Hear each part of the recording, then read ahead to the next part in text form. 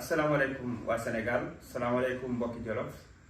dama ñëwoon rek ci vidéo bi di leen baalu baal àq di ñaan yàlla mu nangu ñu suñu tabaski rawatina ñi nga xam ne ña nga ca makkatal mukarrama ak di ñaan ci barke bésu Arafat bi ñu génn yàlla tuur jàmm fépp ci àdduna bi. mbokk yi mënuñu nekk ci tabaski di feete te suñu xel du dem ci njabootu ñi nga xam ne dañu làqu waaye rawatina njabootu ñi nga xam ne dañ leen a faat ci événement 1er ak 2 juin yi weesu. suñu xel dina dem tamit ci mboolem ñi ci jëlee ay gaañu ay blessé ak ñi ci am ay yàqu-yàqu. dafa am ñoo xam ne tamit dañu àndoon ak ñoom wala sax ñi ngi wéy di ànd ak ñoom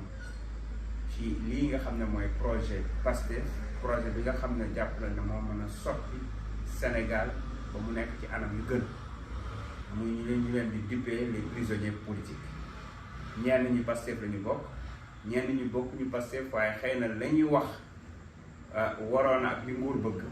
ba tax na ñu teg leen loxo. mën nañ ci lim ci lu gàtt rek ku mel ni Diop Taïf nga xam ne da doon filmer rek ñu jàpp ko, waaye ku mel ni Ndongo Diop, Hannibal Djim, mën nañ ci lim Fadilou Keita, mën nañ ci lim Soxna Amy Dia, mën nañ ci lim Soxna Falla Fleur, mën nañ ci lim Bassirou Diomaye Faye di secrétaire général bi,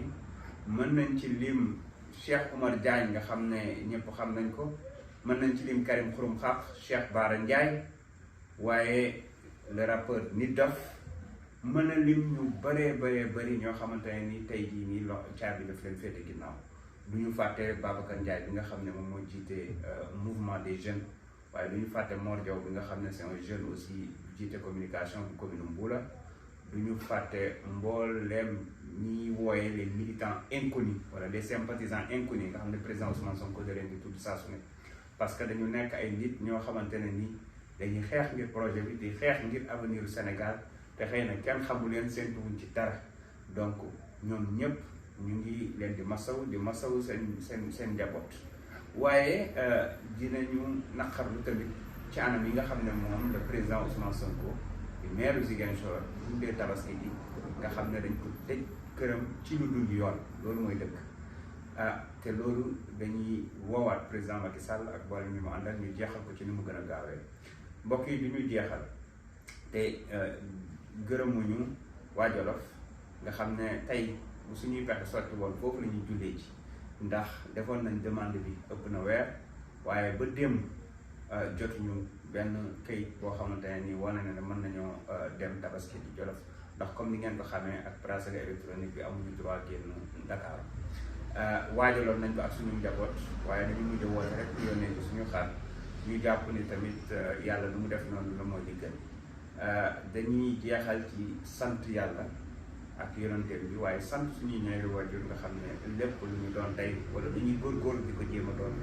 ñoom ñoo ko waral, waaye di sant mbooleem kilifa diine yi ak kilifa aada yi rawatina Serigne Babacar Sy Mansour ak Serigne Mountakha ñu yóbbaale ñëpp ñu ci des, waaye tamit évêque Sénégal ak mbooleem këru diine yi nekk ci Jolof ñu mën ci ràññee Mérina Sy, Nguer, Mbëlëxe, Mbuula ak yu ni mel. di ñaan yàlla mu def ci réew mi jàmm, di ñaan yàlla mu dellu si xel ñii nga xam ne ñoo jiite réew mi ngir réew mi tegu ci jàmm, ñu mën a féexal lu ëpp juróom-benn téeméeri prisonnier politique, mën a teggi barrage yee ñu teg ci kër président Ousmane Sonko, waaye surtout mën a organiser ay élections yu leer nañ yoo xam ne moom président du ci bokk ndax waru cee bokk, waaye mbooleem ñi nga xamante ne nii ñooy candidat leader yi opposition wala sax ñu fare ci langue pouvoir bi man cee participer. Sénégal tànn ci seen teyu bakkan altine ñëpp xëy dem liggéeyi, réew mi dox ci jàmm. ñoo ngi leen di sant di leen gërëm, jërë ngeen jëf.